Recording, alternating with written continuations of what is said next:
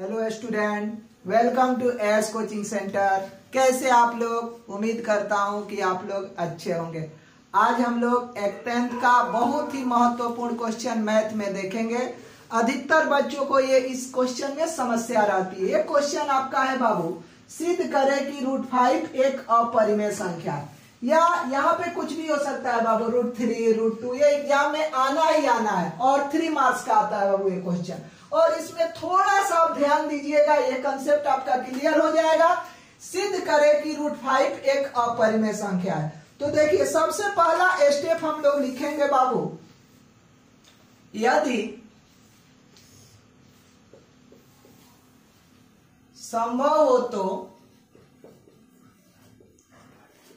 माना कि √5 एक परिमेय संख्या है। √5 एक परिमेय संख्या है। शुरू में क्या मानेंगे? फर्स्ट स्टेप में बाबू, यदि संभव हो तो माना कि √5 एक परिमेय संख्या है। तो परिमेय संख्या का मतलब होता है कि P/Q के रूप में लिखा जा सके और Q ≠ 0, यानी जो नीचे आपका हर है Q, यानी वो 0 के बराबर आपका नहीं होना चाहिए। अगर 0 हो जाएगा तो परिमेय संख्या नहीं, वो मीनिंगलेस हो जाएगा। तो हम लोग लिखे यहाँ, यदि संभव हो तो माना कि √5 एक परिमेय संख्या है। तो परिमेय संख्या यानी √5 बराबर बाबू P/Q, और Q आपका ≠ 0, यानी नीचे आपका 0 नहीं होना चाहिए। सेकेंड स्टेप में बाबू हम क्या करेंगे? इसका स्क्वायर कर लेंगे। स्क्वायरिंग ऑन बोथ साइड, मतलब दोनों ओर वर्ग करने पर।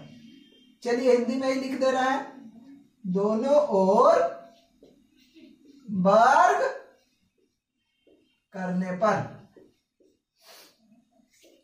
तो √5 बराबर P/Q है।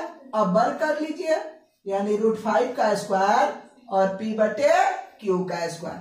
तो √5 का स्क्वायर कीजिएगा बाबू, तो रूट आपका हट जाएगा, यानी 5, ये हो जाएगा आपका P²/Q²। क्रॉस मल्टीपल कर लीजिए यहां पे, 5Q²/P²। इसको इक्वेशन हम मान ले बाबू फर्स्ट। इसका मतलब हुआ कि P² जो है बाबू 5 को विभाजित करता है। P² जो है 5 को विभाजित करता है।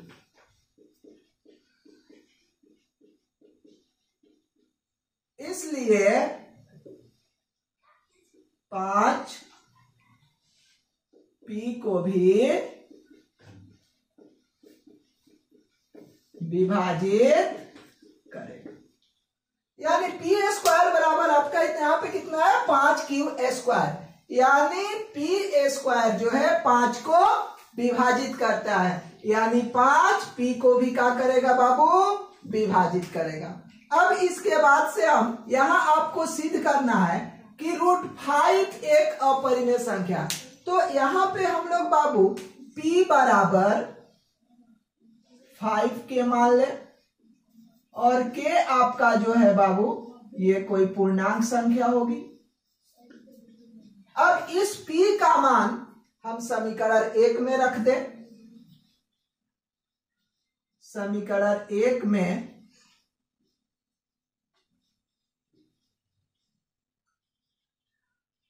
P का मान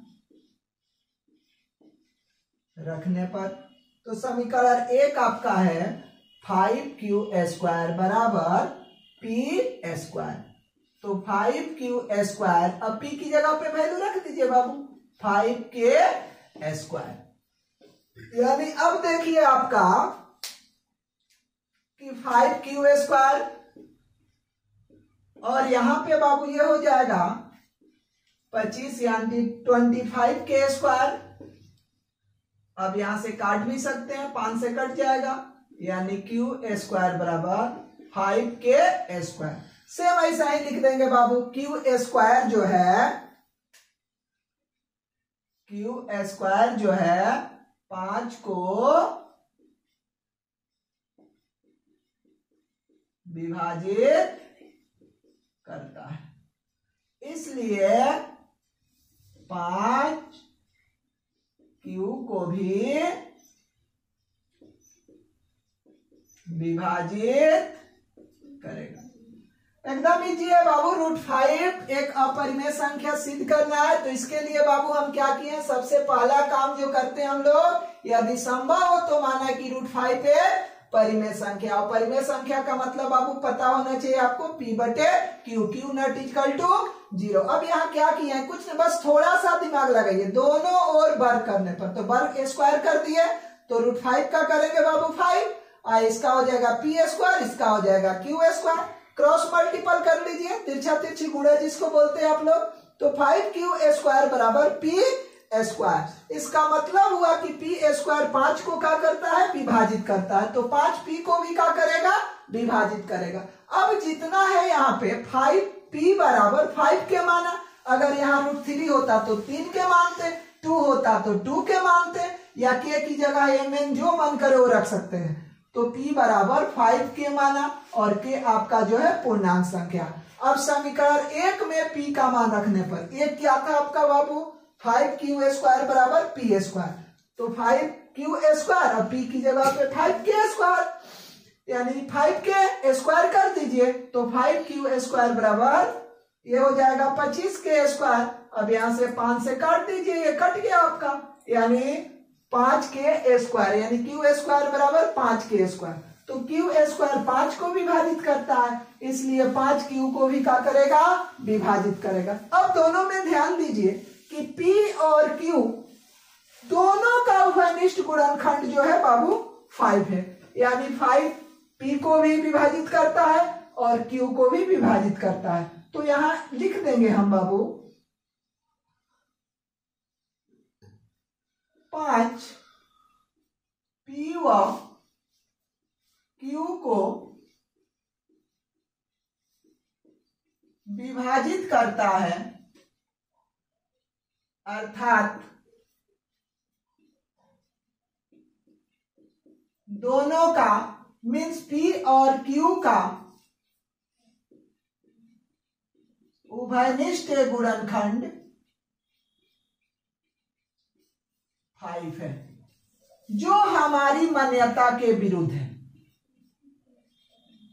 जो हमारी मान्यता के विरुद्ध है,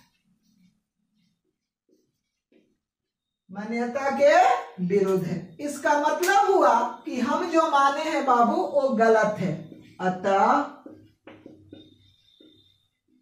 हमारी मान्यता गलत है, इसलिए √5 एक अपरिमेय संख्या है। बस बाबू यही प्रूव करना था कि √5 एक अपरिमेय संख्या। बहुत ही इजीली तरीका से सॉल्व हुआ है। आशा करता हूं कि ये वीडियो जो होगा आप लोग को बहुत अच्छा लगा होगा। अगर अच्छा लगा होगा तो ज्यादा से ज्यादा अपने दोस्तों में शेयर कीजिए ताकि उनको भी लाभ मिल सके। दैट्स ऑल, धन्यवाद।